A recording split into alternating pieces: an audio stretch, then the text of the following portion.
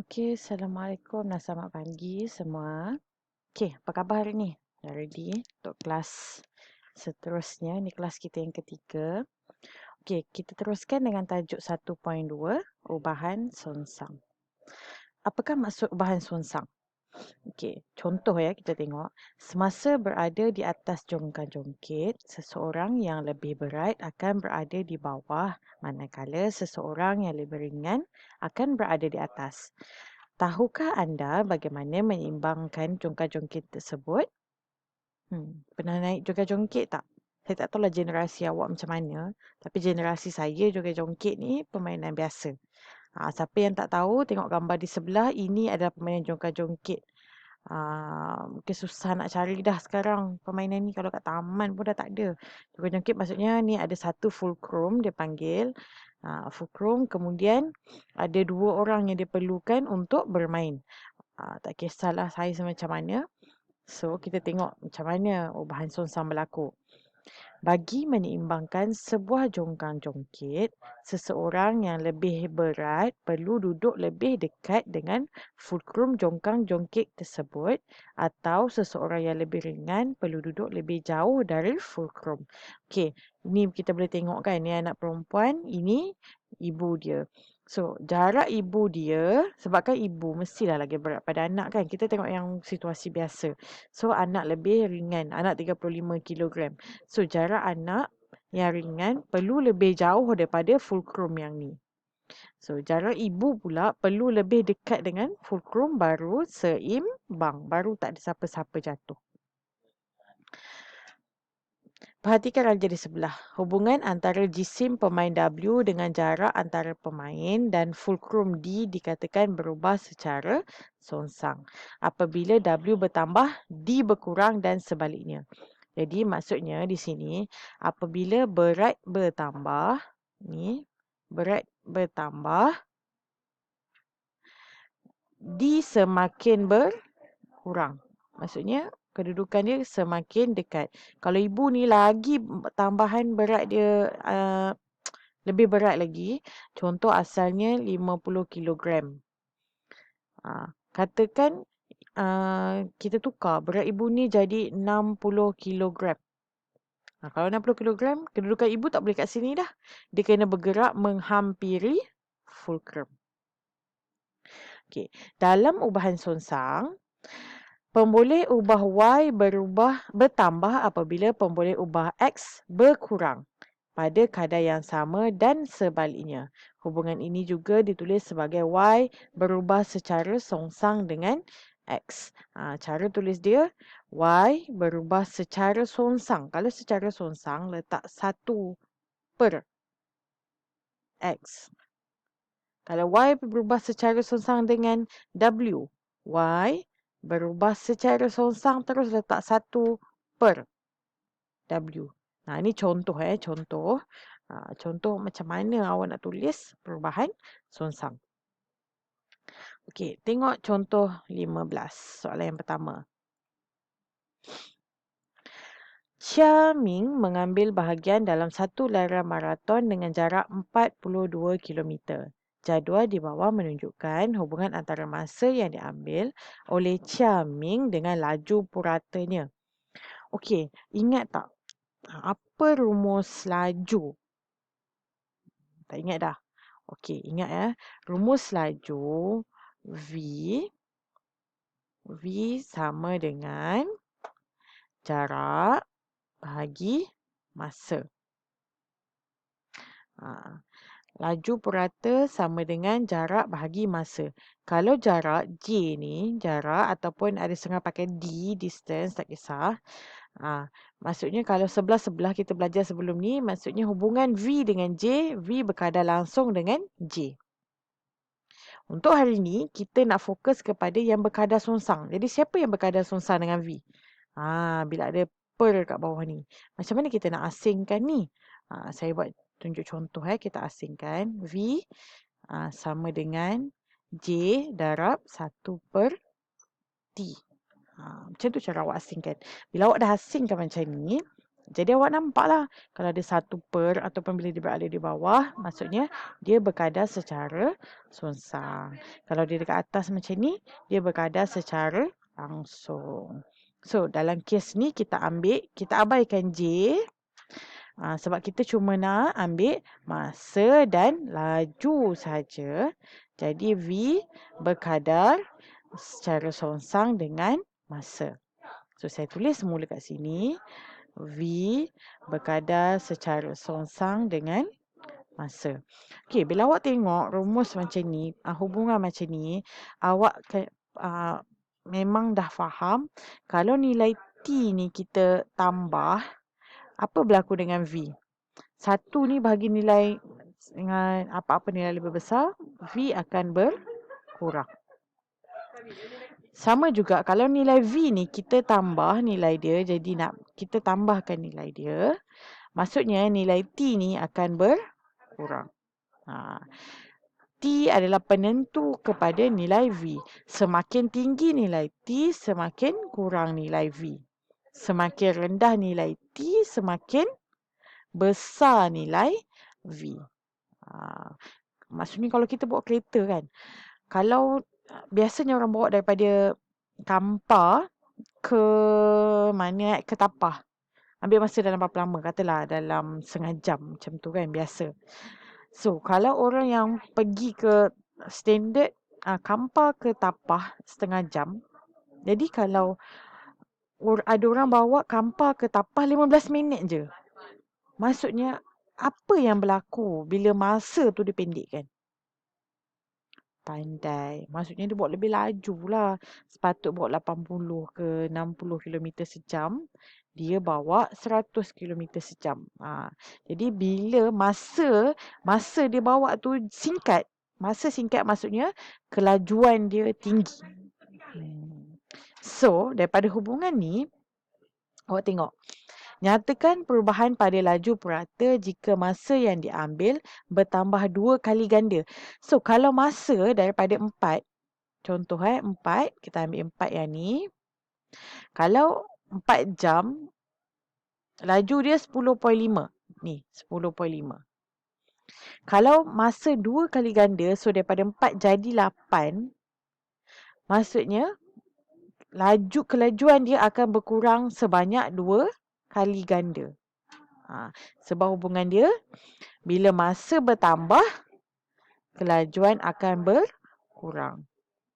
Inilah ayat dia tulis balik. Apabila masa bertambah 2 kali ganda, maka laju purata berkurang 2 kali ganda. Kalau masa bertambah 10 kali ganda, jadi laju ni akan berkurang 10 kali ganda lagi. Maksudnya lagi lambat. Bila masa yang diambil semakin panjang, kelajuan dia lagi kurang. Lagi lambat lah dia bawa kereta. So, B pula, berkurang 1.5 kali ganda.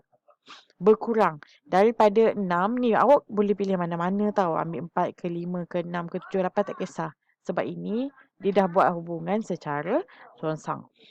So, kalau contoh kita ambil 6, masa 6 jam, kelajuan asal dia adalah 7 km per jam. Kalau awak kurangkan menjadi 1.5 kali ganda, masa jadi 4 jam je. Masa dah disingkatkan. Bila singkatkan masa, apa jadi dengan laju? Laju akan bertambah 1.5 kali ganda. So,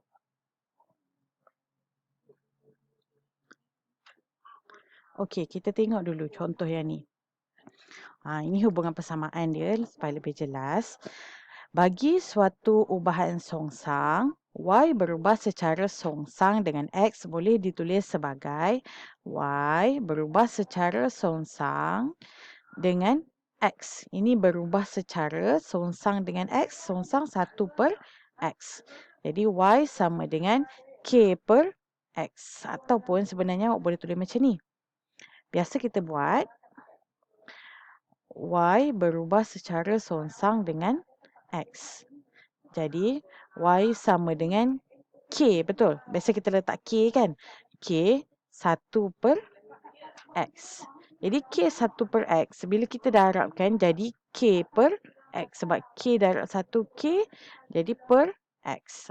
Tu yang jadi ni. Ni dia ringkaskan. Tapi kalau awak letak dalam bentuk macam ni pun tak ada masalah. Dengan keadaan K ialah pemala. Graf Y melawan X ialah hyperbola. Graf Y melawan X ialah hyperbola. Macam mana hyperbola? So, tengok ni graf yang ni. Ini adalah graf hyperbola. Ada beza ya hyperbola dengan parabola. Sebab parabola dia bentuk macam ni. Atau macam ni. Tu parabola. Jadi kalau hyperbola, awak akan jumpa macam ni. Awak akan jumpa sukuan saja macam ni. Macam ni ke, awak jumpa macam ni ke, awak jumpa macam ni ke. Itu adalah hyperbola. Jadi graf Y melawan 1 per X ialah graf garis lurus yang bermula daripada asalan X bukan sama dengan kosong. Ni kalau awak belajar sains, yang ni awak akan jumpa Y berubah secara songsang dengan X. Sebab dalam sains ataupun fizik lah, awak akan dapat satu graf garis lurus bila hubungan dia disongsangkan. Tapi cuma bukanlah tepat secara yang ni. Awak akan dapat point dia yang menghampiri garis lurus. So mungkin ada 2-3 point yang betul-betul atas garis lurus. Dan kena tahu yang mesti bermula dari garis lurus yang bermula daripada asalan. So X bukan sama dengan kosong.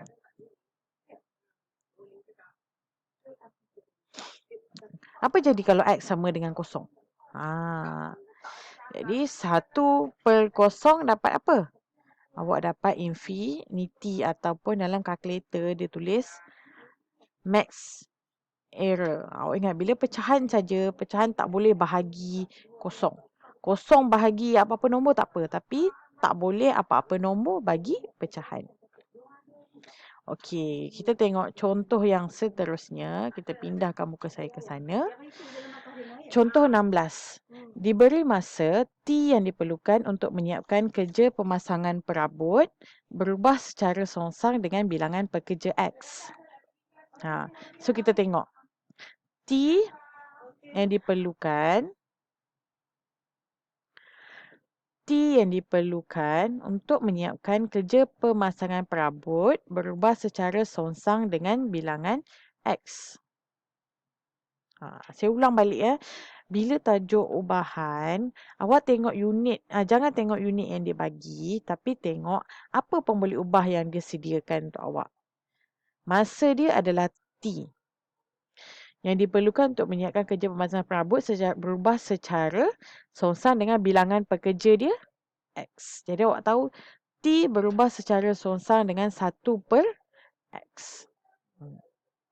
Dapat ke yang ni?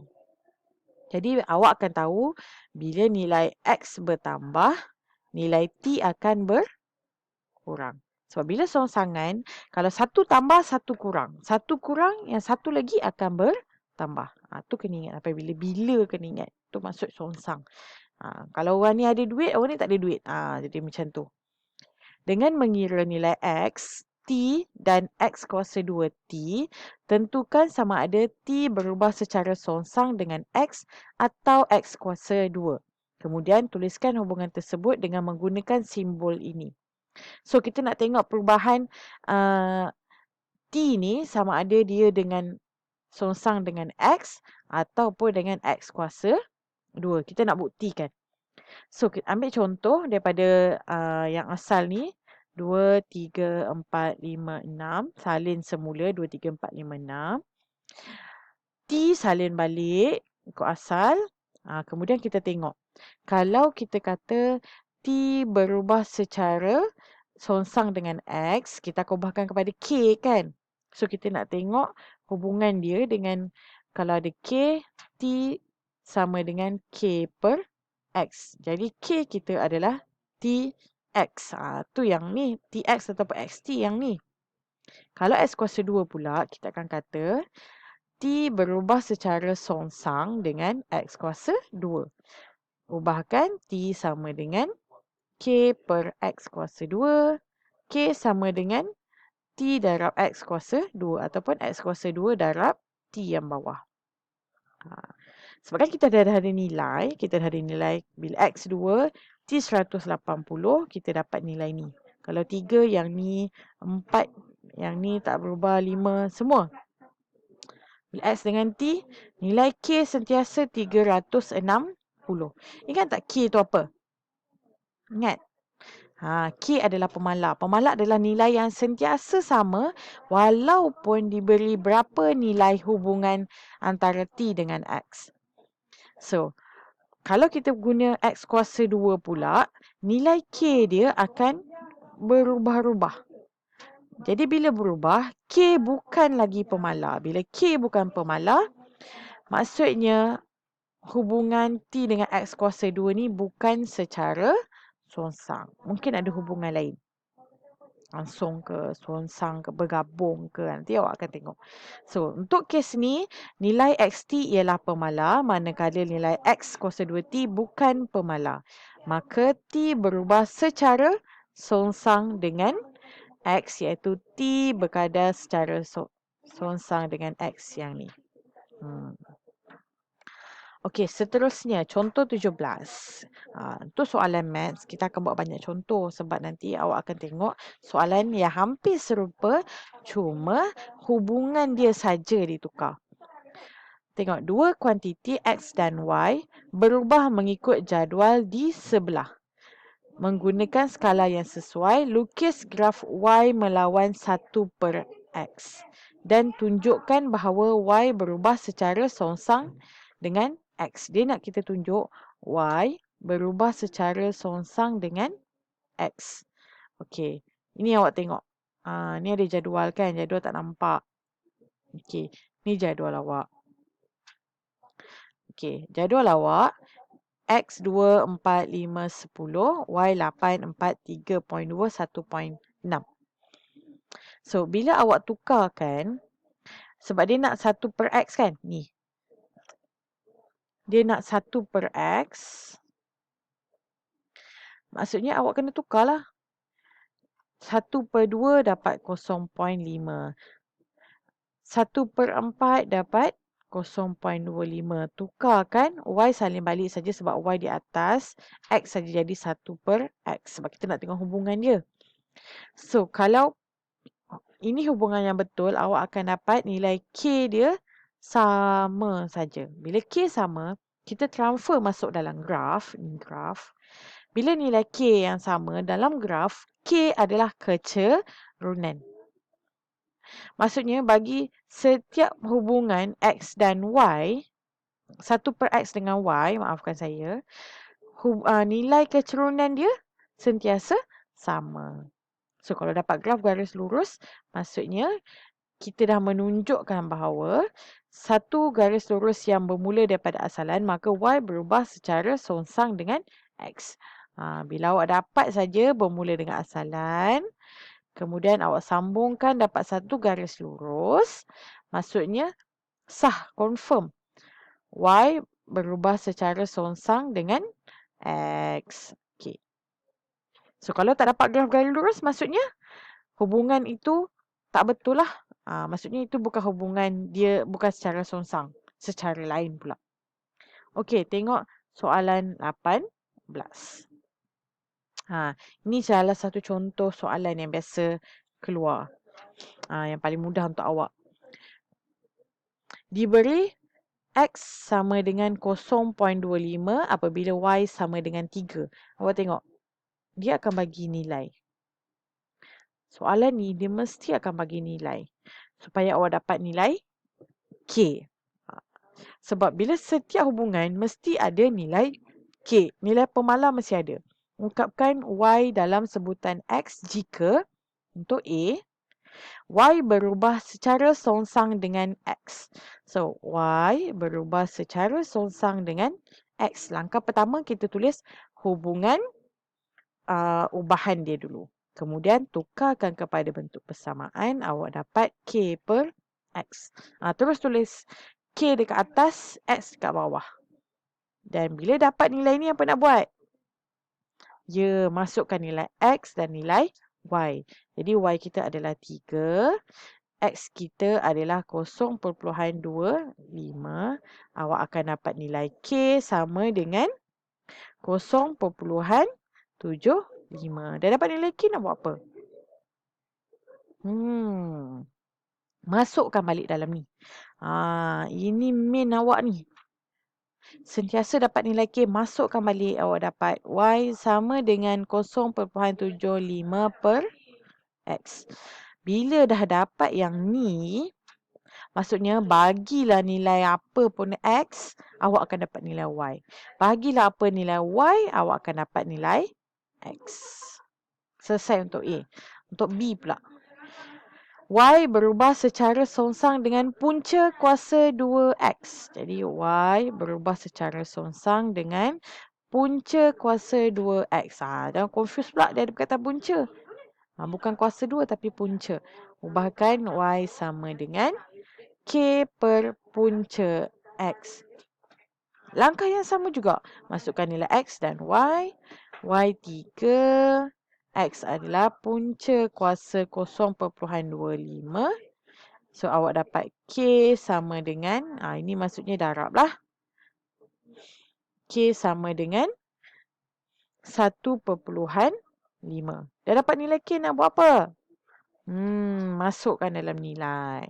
So, awak dapat Y sama dengan 1.5 per punca kuasa 2X.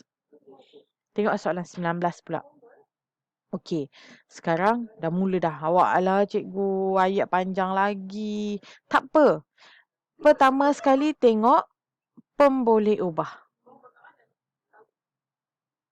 Apa pemboleh ubah dia? Dah dapat pemboleh ubah, baru kita buat hubungan ubahan. So, pemboleh ubah dia, tekan graviti F berubah secara songsang dengan kuasa 2 jarak di antara dua objek.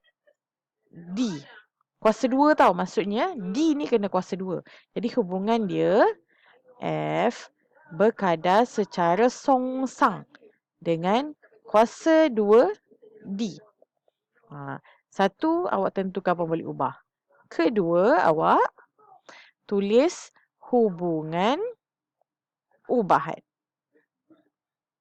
Ni hubungan ubahan lah ni. Kemudian, yang ni tak payah tulis dah. Dah tahu dah. Bila ada hubungan ubahan saja, terus tulis dalam bentuk persamaan. Nak tulis juga, cikgu nak bagi ingat. Tulis persamaan. Dah dapat persamaan. Mesti cari balik. Soalan kat bawah mesti ada nilai F dan nilai D. Dia akan bagi sebab awak perlu cari nilai K. So, baca balik. Tambah. Diberi tarikan graviti di antara dua objek ialah 15 Newton. Tarikan graviti yang ni. Tarikan graviti adalah F. Jadi F awak adalah 15. K kita tak tahu lagi.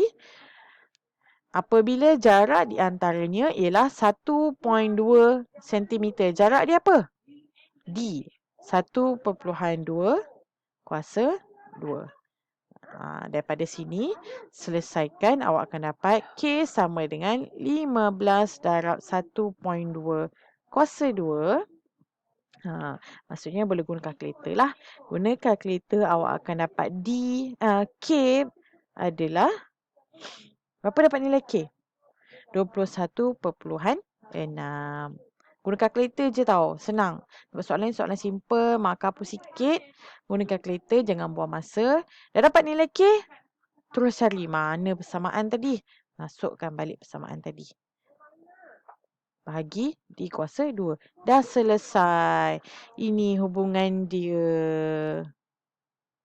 Dapat satu ungkapan. Sebab soalan nak ungkapan je kan. Bila soalan nak ungkapan je. Ini dia. Dah selesai hubungan dia. Dapatkan je nilai K. Tengok soalan 20 pula. Tadi ayat panjang-panjang, ni yang pendek. Kalau yang pendek, tengok juga. Cara dia sama. Apa cara pertama tadi? Satu, tengok pemboleh ubah. 2, tengok hubungan ubahan. Ketiga, buat persamaan. Lepas tu baru kita selesaikan. Diberi P berubah secara songsang dengan Q. Kita tulis. Saya dah biasa nak buat Y juga kan. P berubah secara songsang dengan Q. Bila songsang je, 1 per. Teruskan P sama dengan K per Q. Dah selesai yang ni, confirm dia bagi P2, Q7.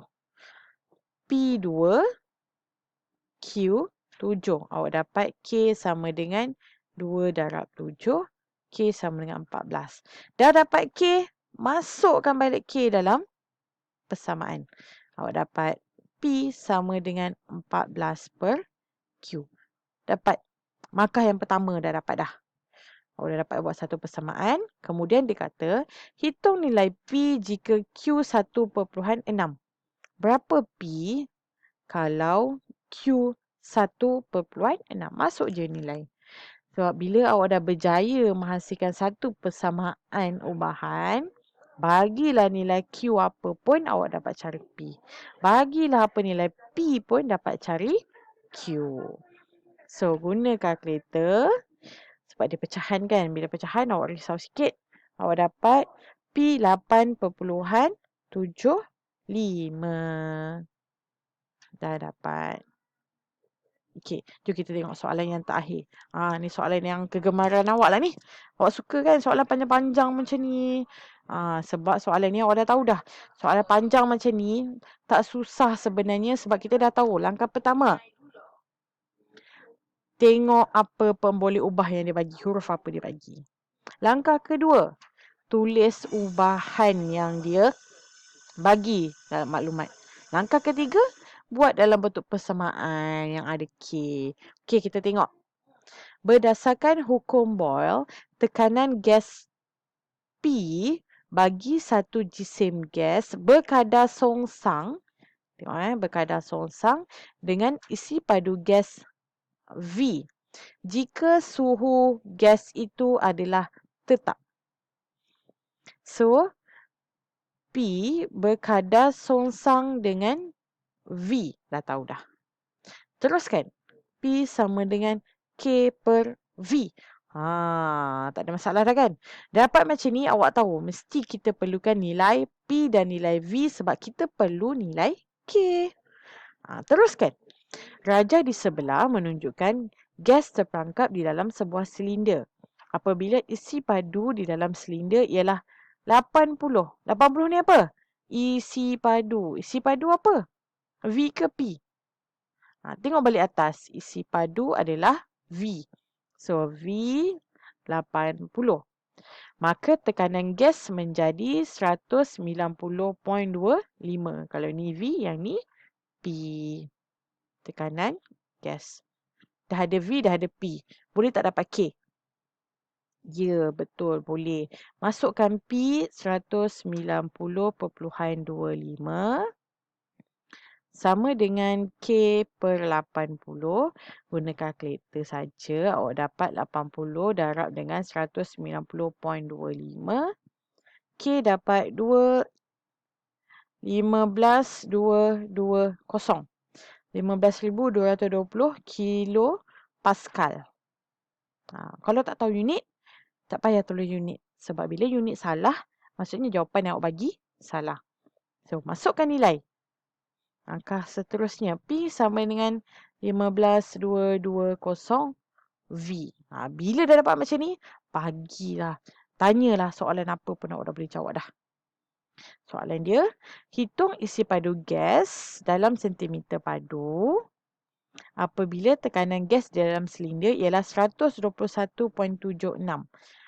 Yang 121.76 ni adalah tekanan pandai. 121.76 sama dengan 15,220 per V.